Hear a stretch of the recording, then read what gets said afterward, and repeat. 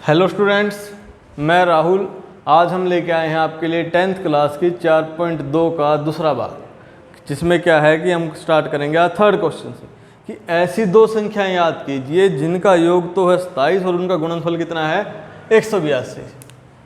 कि दो संख्याओं का योग है 27 और गुणनफल है 182। तो हमें दो संख्याएं निकालनी। तो माना पहली संख्या, हमने पहली संख्या मान ली। क्या मान ली? x। दोनों का योग 27 है, एक x मान ली। तो दूसरी संख्या क्या होगी हमारी? 27 माइनस x। तो प्रश्नानुसार या अकॉर्डिंग टू क्वेश्चन क्या आया कि अगर हम इन दोनों को आपस में गुणा करें तो किसके बराबर है? 182 के। x को 27 से किया 27x, x को x से किया माइनस x के। इन दोनों का मुझ साइड ले गए तो x स्क्वायर प्लस का हो गया 27x माइनस का और 182 प्लस का। तो देखें तो हमारे पास एक द्विघात समीकरण बन गई है। ठीक है, तो अब हम क्या करेंगे, इसके फैक्टर बनाएंगे कि गुणनखंड, ऐसे गुणनखंड जिनकी गुणा करके तो देखो 182 आए और जोड़ के कितना आए माइनस का 27। तो देखो क्या बने, x की 2 माइनस का 13x माइनस का 14x प्लस का 182। इनमें से x को मना गया, x माइनस 13, यहाँ से माइनस का 14 आ गया, x माइनस 13। तो क्या बन गया? x माइनस 13 और x माइनस 14। एक बार इसको जीरो के बराबर रखेंगे, x माइनस 13 को जीरो के बराबर रखा तो x का मान क्या आ गया? 13। और x माइनस 14 को जीरो के बराबर रखा तो x का मान क्या आ गया? 14। तो हमारे पास x के दो मान आ गए 13 और 14, और x क्या थी? पहली संख्या। तो इसके हमारे दो आंसर बनेंगे। यदि पहली संख्या कितनी है? 13, तो दूसरी संख्या क्या है?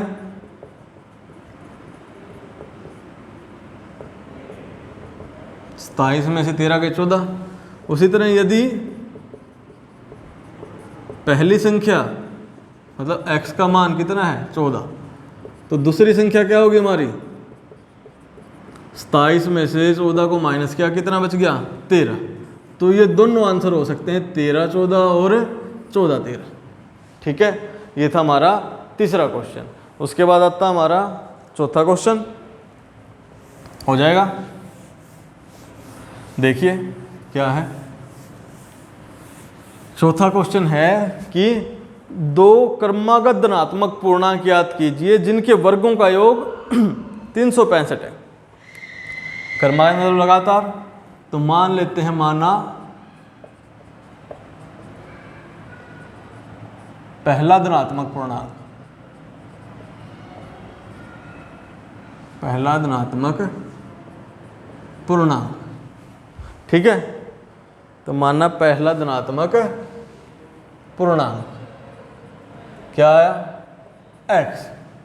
तो दूसरा धनात्मक पूर्णांक क्या हो गया? x plus 1। प्रश्नानुसार क्या आया अकॉर्डिंग टू क्वेश्चन कि दोनों के वर्गों का योग कितना है? 365 है। तो देखिए x की 2, यहाँ पे आइडेंटिटी लगेगी, x की 2 प्लस 1 का स्क्वायर प्लस 2 गुणा x गुणा 1 2x। अब देखो तो x स्क्वायर 365 प्लस का 2x प्लस का 1। 365 इधर आके माइनस हो गया, तो क्या आया? 2x की 2 प्लस का 2x माइनस का 364 बराबर है, देखें तो पूरी में से 2 कॉमन आता है, माइनस का 182। ये 2 उधर जाके जीरो के साथ कैंसिल आउट हुआ, तो हमारे पास ये समीकरण बचती है। अब हम इसके फैक्टर बनाएंगे। क्या है? x की 2 प्लस का 14x माइनस का 13x माइनस का 182। इनमें से x कॉमन आ गया, माइनस का 13 कॉमन आ गया। ठीक है, तो क्या आया? x प्लस 14 और x माइनस 13, ये दो आ गए। अब हम एक बार तो इसको जीरो के बराबर रखेंगे और एक बार इसको। x प्लस 14 को जीरो के बराबर रखा तो x का मान कितना है? माइनस 14। और x माइनस 13 को जीरो के बराबर रखा तो x का मान कितना आया? प्लस का 13।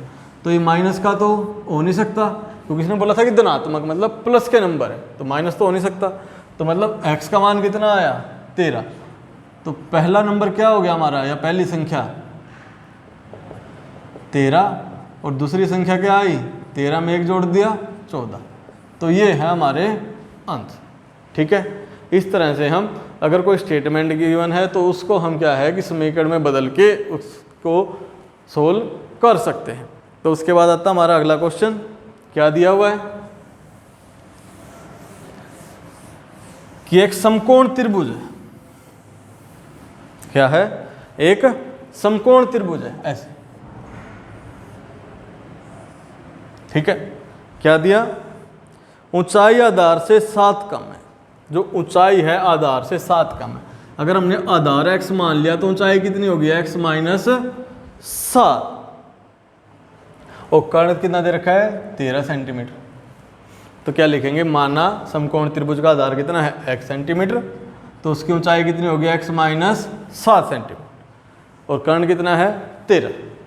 ठीक है, माना आधार कितना है x, तो ऊंचाई कितनी होगी उसकी x माइनस 7, और कर्ण दे रखा हमें कितना 13 से। तो अब हम क्या करेंगे, पाइथागोरस प्रमेय के द्वारा, पाइथागोरस प्रमेय के द्वारा, प्रमेय से क्या था ये, कर्ण का वर्ग बराबर है आधार का वर्ग प्लस लंब का वर्ग। आधार हमारा x है, लंब हमारा x माइनस 7 है, और कर्ण कितना है 13। x माइनस 7 का क्या बन गया x की 2, 7 का स्क्वायर 49, माइनस का 14, x 13 का 169, 2x की 2 माइनस 14x प्लस का 49, 169 इधर आके माइनस हो गया। तो क्या आया 2x की 2 माइनस 14x माइनस का 120। अब देखें तो पूरे में देखो 2 कॉमन आ रहा हमारा, माइनस 7x माइनस का 60, 2 जीरो से कैंसिल हो गया। अब देखिए, अब इसके टुकड़े बनाने हैं तो क्या है x की 2 माइनस का 12x प्लस का 5x माइनस 60, x 12 आ गया, x माइनस 12 प्लस का 5 आया x माइनस 12। तो ये बन गए हमारे x माइनस 12 और x प्लस 5। एक बार तो हम इसको 0 के बराबर रखेंगे x माइनस 12 को, तो x का मान कितना आया 12, और एक बार हम x माइनस 5 को रखेंगे तो x का मान कितना आया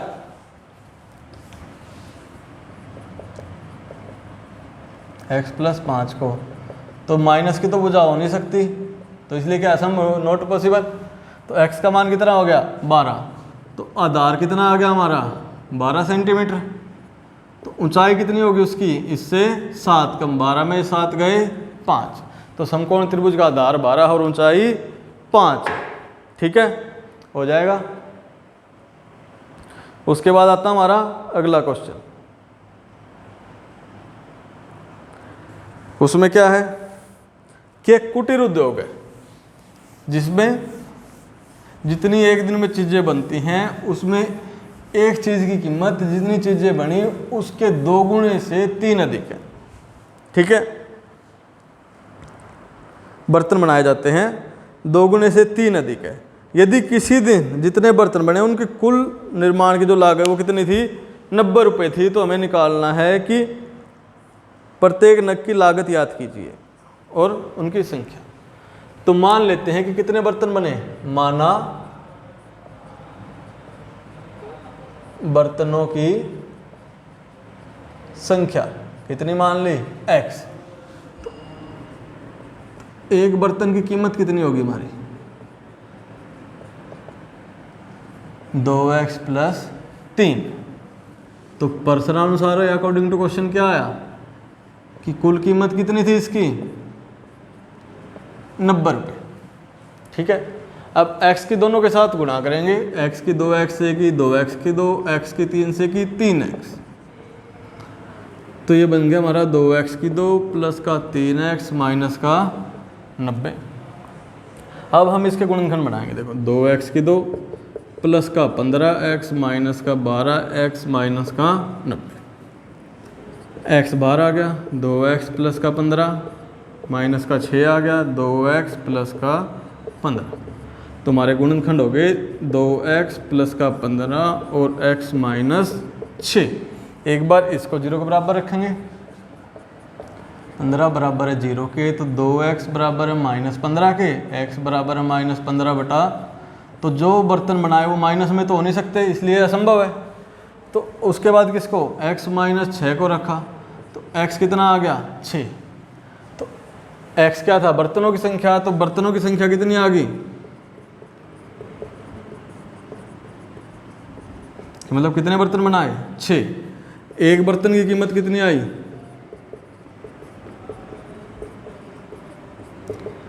6 गुणा 2 प्लस 3, 6 दूनी 12 प्लस 3 कितना आया 15 रुपये।